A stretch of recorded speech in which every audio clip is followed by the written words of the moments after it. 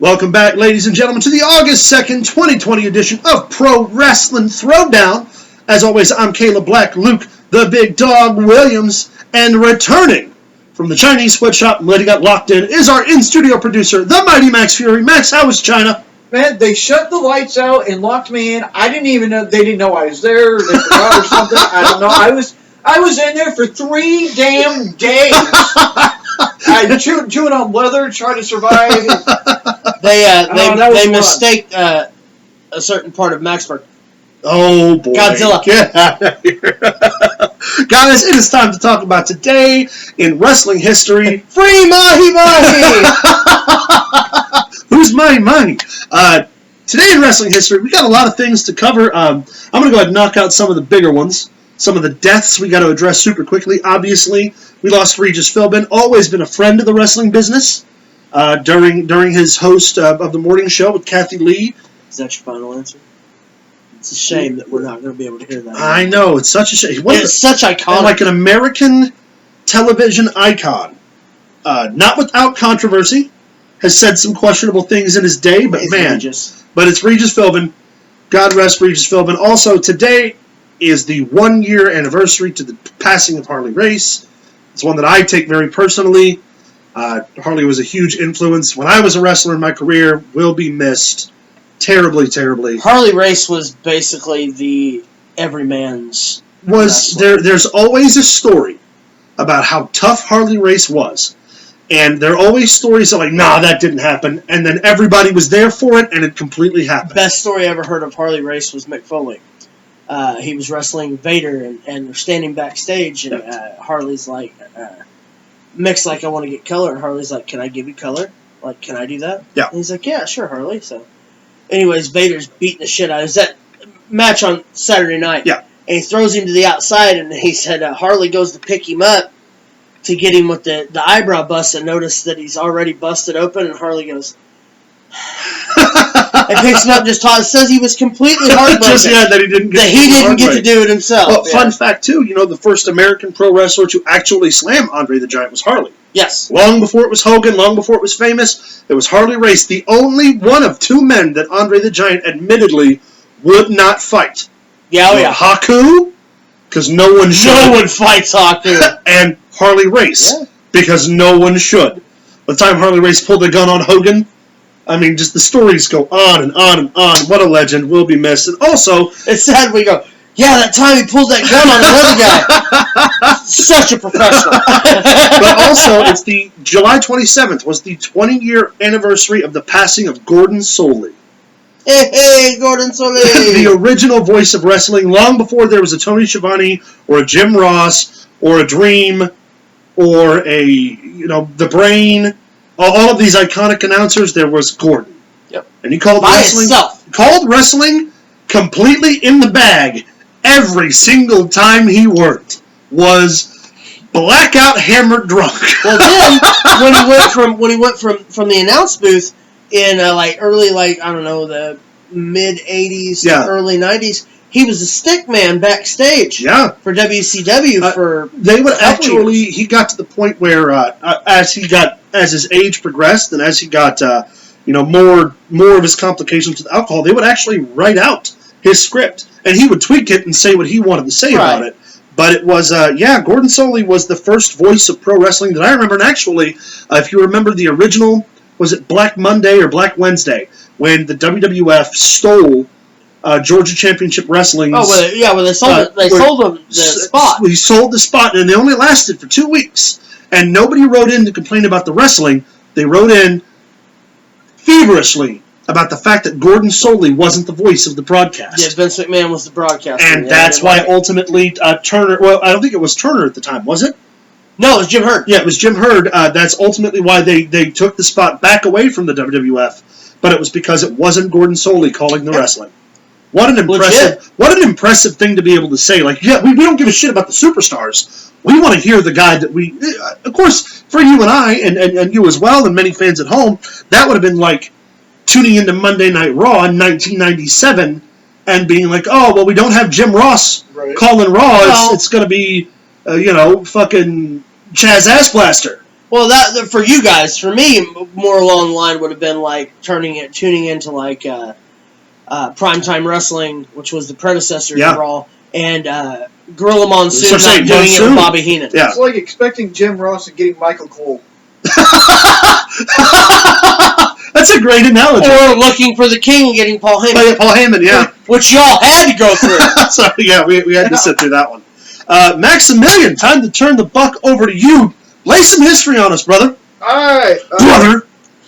I chose a few matches that I kind of found. 99, Fully Loaded. Ooh.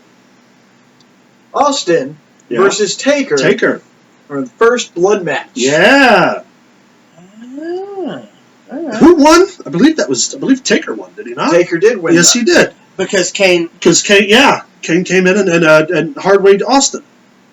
And I took out from 2000, The Rock versus Chris Benoit. Was that for the Intercontinental title? That was not for. Was it for a belt? No. I remember they wrestled for the Intercontinental title once. I can't remember. wrestled for the heavyweight championship. Yeah, but I know they had and another. Shane- or no, it was for the European title. Shane used the chair, and the picture in WWE Magazine is of The Rock with his hand way out here, away from his head, and the chair hitting his hand. Oh, way that's out here. right. Yeah. I used to have it on my wall. I took from 2002, Vengeance for the undisputed title, Taker versus Angle versus The Rock. Yeah. Huge triple So threat I remember match. that. I remember that one. I remember that was really good. I remember that one. That was good. And in 2002 was the first Elimination Chamber match. Yes, it was. With Shawn Michaels, Triple H, Booker T, Van Dam, Kane, and Jericho. That's what is it? One of their doors didn't open. A spot blew, and Kane. Wait a minute. The first ever was in November. Yeah, it was Survivor Series. Survivor Series. 2002. Yeah. I didn't. Wasn't the Elimination Chamber? It was just the Yeah, it was Survivor Series. Oh, okay. Yeah, that's when Kane grabs Jericho, and Jericho's like, "Throw me through the glass," and Kane's like, "Yeah, you bet your ass you're going through the glass." And I remember that one. Hurled him. Also, Michael's tights weren't finished. We talked about that on the show before. That was in November. He Survivor was, Series. he was wearing the. I think the one he was looking for was the one at SummerSlam. That was the one with Goldberg in it. Yeah, that would have been the. Oh, that's right. Yeah, because the first one. The following year. Yeah, but the first one would have been in November, so the one would have been lining out to this time would have been the one with Goldberg, Kevin Nash, Triple H. Okay, I'm sorry. I think when we talked about it earlier, I think I got that confused. I did. Goldberg, Kevin Nash, Triple H. It was still a great match, though. It was great. Was it Jericho? Yes, Kevin Nash, Goldberg, Triple H, Shawn Michaels, Jericho, and Orton, maybe? No. Kane! Yes. Okay. Yeah. Without the mask, Yeah. Kane. Well, it was good. And then I went to 2008, the Triple H and Edge match. Oh, yeah. Yes. I remember that. I enjoyed that one a lot. That was great. And in 2009, I really enjoyed Night of Champions, Jeff Hardy versus CM Punk. CM Punk, yeah. That's when they did the, when CM Punk was doing his Straight Edge Society. Punk would come out and impersonate Hardy, and very good feud. And I loved it. They drew a lot of real life.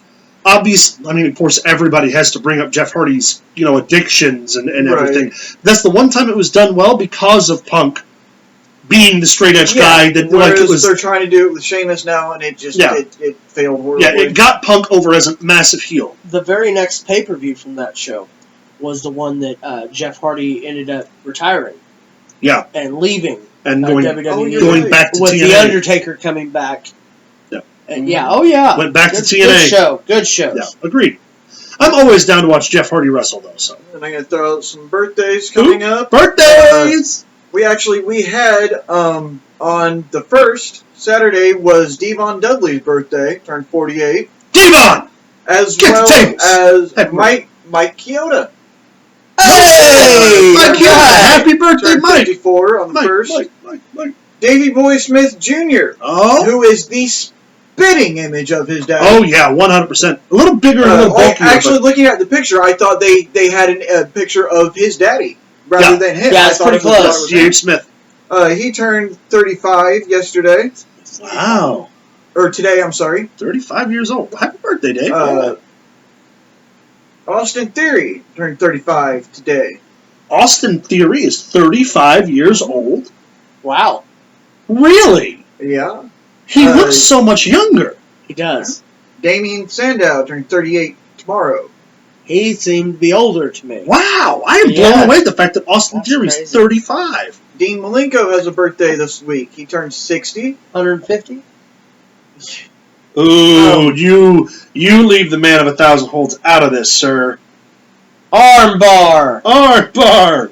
The debut of the character, the persona known as Suicide, debuted in 2008. I have to provide a correction. Austin Theory is 23. His birthday is August 7th, 1997. Oh, well, that website had something wrong. Yeah. Okay. The only reason I had to check that because I know that he couldn't possibly be 35 years That, old. I think, is the only one I didn't double check. Yeah. You sure maybe it wasn't Austin Aries? Let's find out. Let's take a look You real might be quick. wrong, because I thought I had all those right. Nope, Austin Aries is 42. Oh, wow. Wow. Yeah, Well, right? Anyway, then we have Frankie Kazarian. Hey, Frankie! Has a birthday coming up. He's going to turn 43. Yeah. That's about right. That's Pat about right. Tanaka has a birthday coming up. He's going to turn 57. Yeah. Oh, wow, yeah, Tanaka. Can you believe that Daniels, it's not his birthday, but, he's in his 50s, right?